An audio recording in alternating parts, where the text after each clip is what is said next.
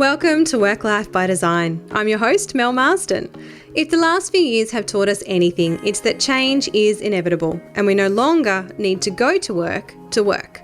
As a workplace dynamic strategist and the founder of Community, I draw back the curtains on my own business, the clients and projects that we deliver, along with tapping into the knowledge and insights from academics, business leaders and champions of change. I believe that our environments have the power to positively influence our behaviour and performance, inspiring our human potential. Hello and welcome back to another episode of Work Life by Design. This is our final episode for 2022. So thank you so much for joining me this year. And I feel like we've only just kind of jumped back in and relaunched the podcast after I took a bit of a break while we welcomed my son into the world. But here we are, it's Christmas time again. And I'm going to be taking some time off over the next few weeks to spend some time with my family, enjoy my little baby boy and my beautiful girls, and spend some time at the beach and soak up some of that beautiful sunshine that we have the privilege of having here in Queensland. It has been a really, really big year. Obviously, I welcomed the birth of my son Nash. We've been readjusting our family, all of those things that go with welcoming a new child into the family. But it's been a pretty big year on the work front as well. Despite having been juggling all of the bits with the baby, we have delivered some incredible projects this year. And just in the last 6 months alone, we have handed over 6 or 7 projects to clients in workplace, and it has been an incredible time to see all of those projects that we have been working on for some of them a couple of years, to actually see them come to life and in their full glory. So that's pretty magical moment to see those projects finally handed over and seeing people use them in the way that we had been imagining and planning and designing for. So that's been pretty incredible. But we kicked off 2 new ones in the last couple of weeks as well. And so 2023 is shaping up to be another very, very exciting year. Now, which brings me to the topic of today's conversation. So I want to share with you what I think are going to be 3 predictions for what's going to happen in workplace design in the next 12 months. So this is based on the conversations that I've been having with my clients, the things that I'm hearing from the industry, stuff that I've been observing. And I want to share that with you so that you guys can jump off on the front foot as we head into the new year. Now, as I said, this is going to be the last episode for the year. But while I take a break, I am going to be replaying some of our older episodes to get you re-inspired and re-energized and ready to kick off the new year. Some of them are going to be about workplace, some of them about how to set up your intentions and plan your year ahead, which if you've been listening to me for a while, you will know that that is something that I am extremely passionate about. So let's jump into today's episode. And so as I said, I want to be sharing with you 3 of my predictions for what I think is going to happen to workplace design and the way our workplaces are working as we head into 2023. So the first thing that I am observing and I am seeing quite a bit of is that a lot of clients are asking, what does our workplace need to look like? I think that what's seeing here is that people are very uncertain around what their workplace should look like, how they should be leveraging it, where they should be, how they should be operating it. We've got a multitude of things influencing this, from hybrid working, people still working remotely. Some organizations are growing, others are contracting. So there's a lot of questions that need to be answered that sit around all of these concepts. And so the thing that I'm hearing from a lot of clients is coming to me and going, I don't know how much space we need. I don't know what style of workspace we need. We'd really need some help here. And one of the clients that I've been speaking to recently sort of said, we've gone out to the market, we've found this space that we really like, but then we've sort of looked at it and went, well, we actually don't know how many square meters that we really do need, because we don't know how many people are going to be coming to work and we don't know what they're going to be using the workplace for. And we have got some growth projections, but we don't know what that's going to look like. How does this all come together? It's a conversation that I'm having with so many clients, and whether they are clients that we've been working with for some time or clients that we've worked with from 7-10 years ago who've come back to us and said, the workplace is still beautiful, it's still performing, it's still doing all the things we need, but the way that we're using it is different, and we need some help to kind of work out what those new work rhythms look like and what those new work activities look like and how we can change out some spaces so that it's much more supportive of the type of work that we need to do now. And that's a really interesting conversation, because what we're seeing is that the work that we're doing in the workplace is quite different from what it used to be. And so that's a conversation that I'm seeing happen quite a bit at the moment. And it's around, what are those new work rhythms? What are those new work practices? And how does our workplace need to be adapted to work with that? Because I think in the past we've had this idea that we design our workplaces and they're done. Great, here's your practical completion. Everyone moves in, they sit down, and they stay like that for the next 10 years. And our workplaces and our work methods are evolving at such a rapid pace that if we do that, they're going to be outdated far too quickly. So we need to be taking a far more experimental approach to the way that we design our workplaces and the way that we use them, because the way that we use them today will be different in 6 months, 12 months, 2 years' time. And so we need to have this mindset around them that this is an evolution. Our workplaces need to continue to evolve and to continue to change.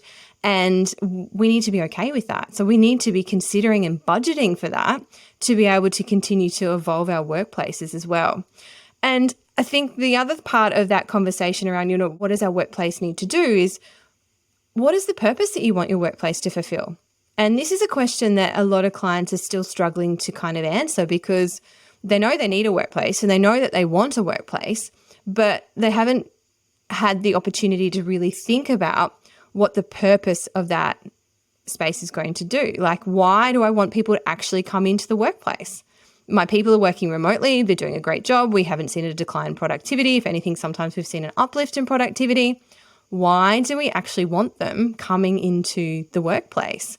And it's a conversation that starts to have a few people scratching their heads. And we need to start to explore that a little bit more and unpack that, because there's a lot in that. There's a lot of opportunity there around why you want your people coming into work. And it might be around connection. It might be around collaboration. We know that when we put people in the same space, that they behave differently, they build relationships, which then they can take those relationships dynamics and they extend into those work from home and remote work practices. But there's certain things that happen when we meet face to face and that we are sharing the same energy when we're in a room. So they're the things that we need to be really honing in on and making decisions around what it is that we want our workplace to do. And another big factor that comes from actually having people coming into the workplace is that this is where we get to really reinforce our brand experience, our culture, and our values.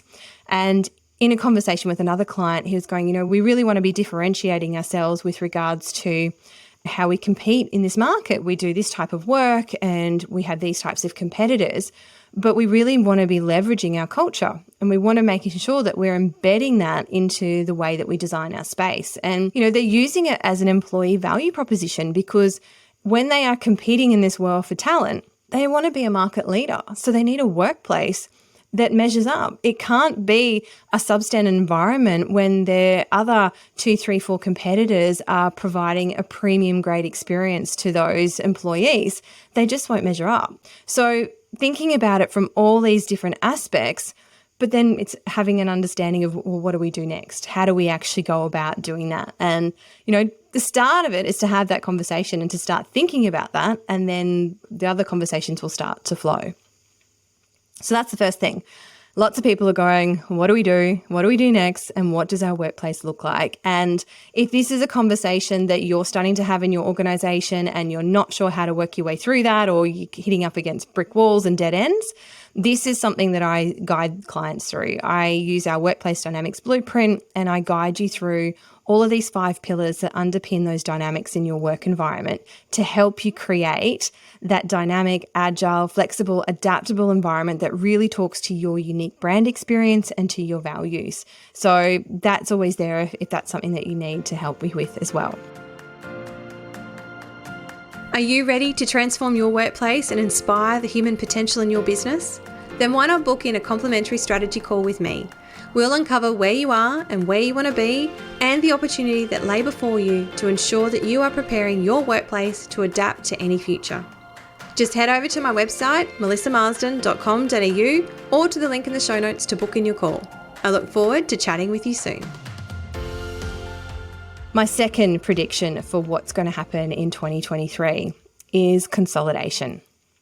So what I'm seeing, particularly with larger organizations as well, where they've got multiple assets, multiple sites, there's a lot of distribution, it's around this consolidation of those assets because they've got duplication. With every particular site that we have, we've got meeting facilities, we've got bathrooms and amenities to support us, we've got meeting rooms, we've got work areas.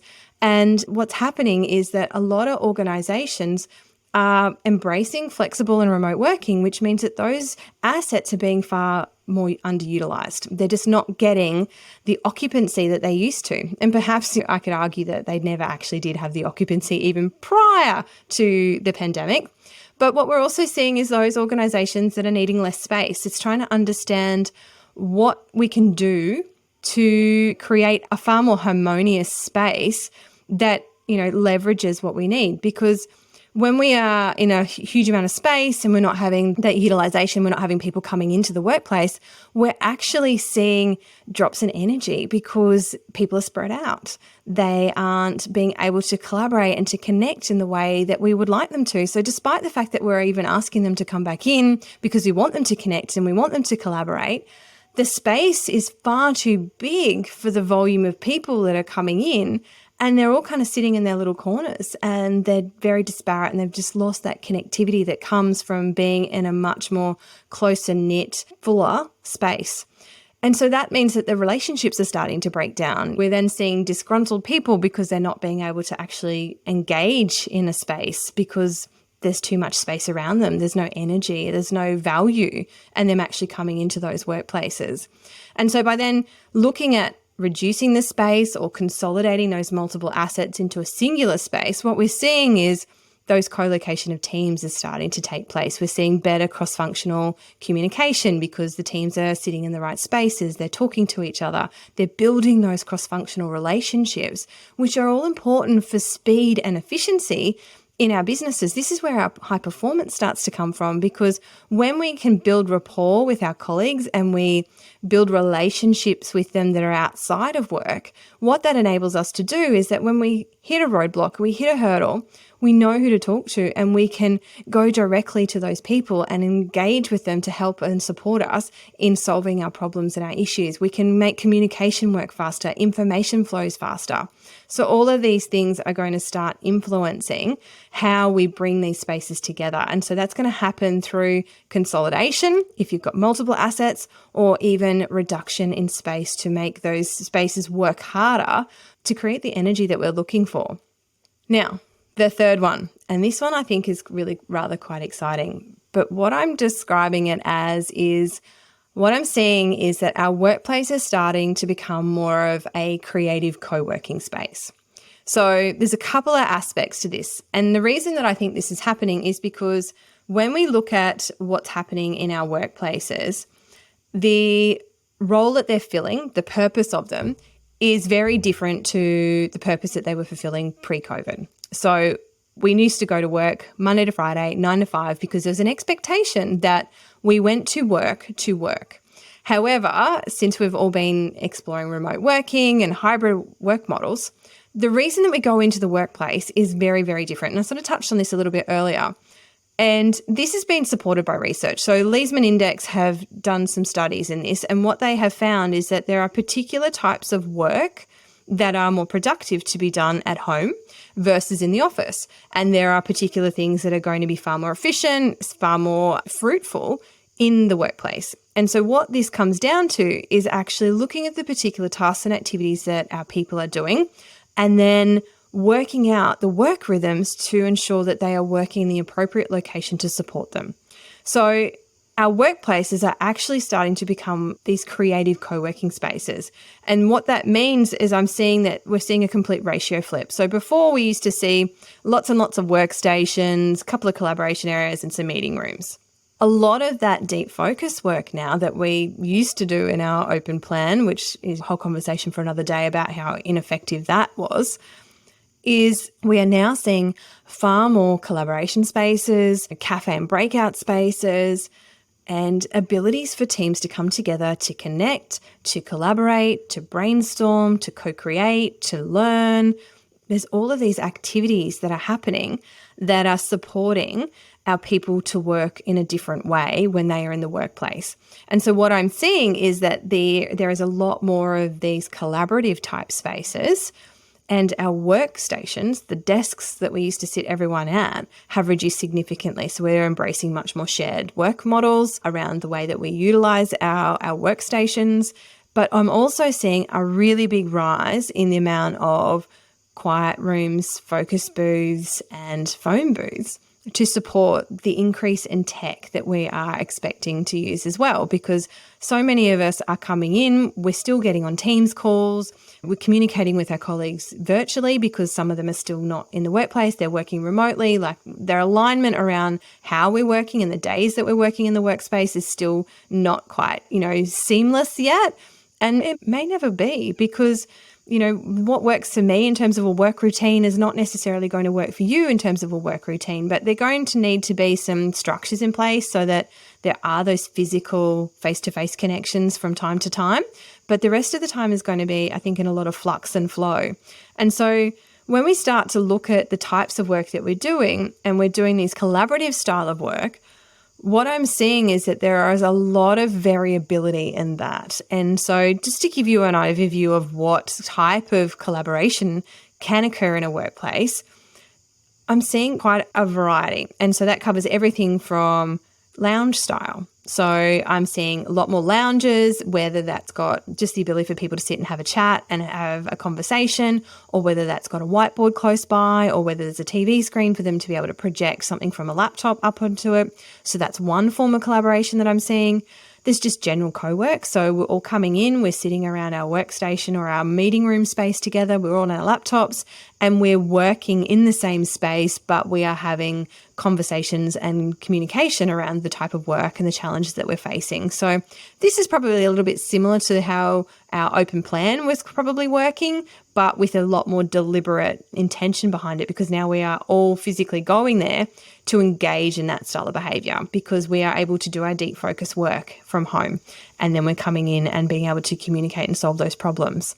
We're seeing an increase in like 2 to 4 people style meeting spaces. So whether that's in a meeting room or in an open area, somewhere where small groups can come together and nut out problems, have informal conversations, informal meetings, we're seeing that. There's also a lot of whiteboards and things. So despite our increase in tech, we're also wanting to be able to still physically engage with something. So whiteboards, so whether that's a stand-up space and things that encourage active brainstorming. So there's neuroscience around the fact that when we use our pens and our tools, we learn better, we communicate differently, we retain information differently. And what this enables us to do is to get physically involved in a conversation. So seeing some of those spaces come together as well. Plus, the standard 6 to 8 sort of stand-up spaces, again, with tech and whiteboards around them. But these are all very different types of spaces which encourage different types of thinking, different types of conversation, different types of collaboration. And not all of them are going to be applicable or useful in your organization. So it's really about understanding, how do my people need to collaborate? And then what is going to be the best way to facilitate that? And that comes down to furniture settings. It comes down to the tech setup as well. Now, as I said, we also still need those quiet spaces, because we've got this increase in tech that we are requiring to engage with. We're trying to engage with people who are outside of our organization or even within our organization on Teams calls and phone calls and virtual meetings and other things. And having those in an open environment is quite disruptive to others. It becomes very difficult for us to be able to hear and to concentrate. So we're seeing a lot of these spaces coming into play now as well.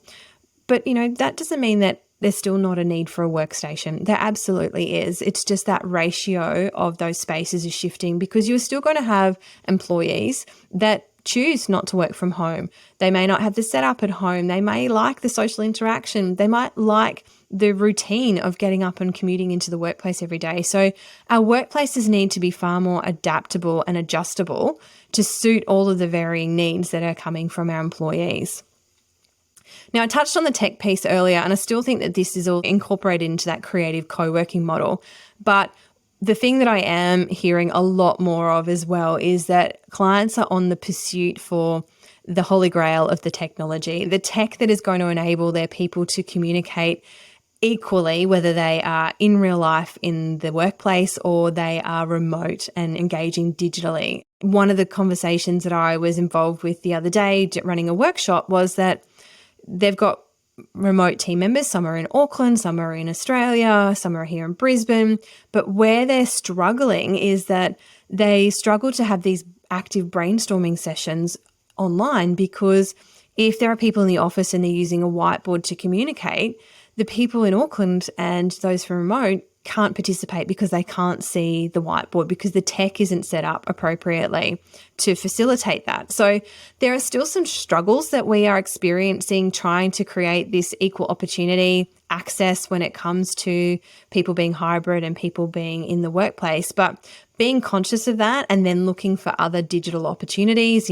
We've started working with Miro during COVID, and that's been a great space for us to be able to actively collaborate and communicate in an online platform with team members all over Australia, because we can all communicate and collaborate onto that in real time. So we can be sitting on a Zoom call and we can be adding and pinning things to this board, adding sticky notes, writing notes on other people's contributions and sharing that information. So there are means and ways around this. It's about being a bit creative and exploring some new digital opportunities, but it's also having that at the forefront of your mind. So as I said, these were my 3 predictions based on what I'm seeing in the conversations I'm having at the moment, but also where I've started to see things shifting. Just to recap that again, the first one was around, what do we do? How much space do we need? How do we operate? We really need some help here, because we just do not know what our workplace needs to do, how it needs to function. Do we even need a workplace, and what role does it play? That's become one of the most commonly asked questions that I'm receiving right now. Number 2 is around consolidation or downsizing, reducing space, and that's because of duplication of assets, or there's just no energy in the space because it's too voluminous for the quantity of people that we're trying to house in there. Relationships are being lost, the interdepartmental communication and cross-functional relationships are being impacted. So consolidating our spaces and really getting clear on what is the amount of space that we need for the amount of people that we have and how do we want them to use it is another big factor. And the final one there was the creative co-working, being really creative about how we are approaching our workplace design, looking at the ratios of our spaces, and then how we're supporting the types of activities that our people need to be doing, along with ensuring that we've really got that tech piece front and center and focus for us, because we talk about people, place and technology.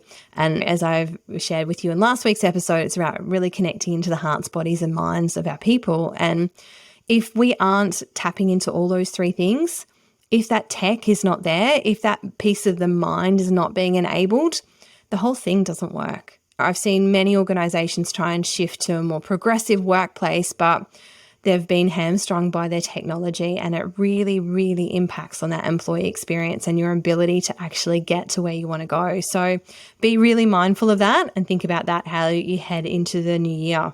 That is my predictions for what you are going to be seeing heading into 2023. I would really like to thank you for coming back and rejoining me here again this year. As I said, I took a bit of a hiatus from the podcast while I went and welcomed my son Nash, but I'm back and Christmas has come around way too quickly. But I really appreciate you coming back and, tuning in every week and listening into the episodes. And if you are enjoying these episodes, please, I would love you if you would share it with a friend, because this conversation around work is something that I think we need to be having far more broadly. There is a huge conversation that sits behind this. There is so much opportunity for us to really leverage our environments and inspire our human potential that we have within our workplaces. So please share this, even if it's just one more person that you think would value hearing this conversation. That would mean the world to me. But as I said, this is the last episode for the year. And what I'm going to be leaving with you over the next few weeks is a couple of replays from previous earlier episodes. So I'm going to be covering off some of my favorite episodes from the earlier year around work, but I'm also going to be leaving you with one to help you reset up your year for next year and make sure that you hit the ground running with the best of intentions and a clear plan for action, because that is one of the things that I love the most. I will be following and taking my own medicine there. So as we re-enter in January, February, I will be planning and mapping out my year ahead because I have a huge year coming up next year, both on the work front, but also I've got the book coming out. So the book is going to be entering out into the world February, March 2023. So I'm very excited about that. And I can't wait to share with you a little bit more about that as we rejoin you back in the new year. I'm wishing you a very Merry Christmas. Until next year, enjoy the break, spend lots of time with your loved ones, enjoy this time of year, stay safe, and I look forward to joining you back here again next year in 2023.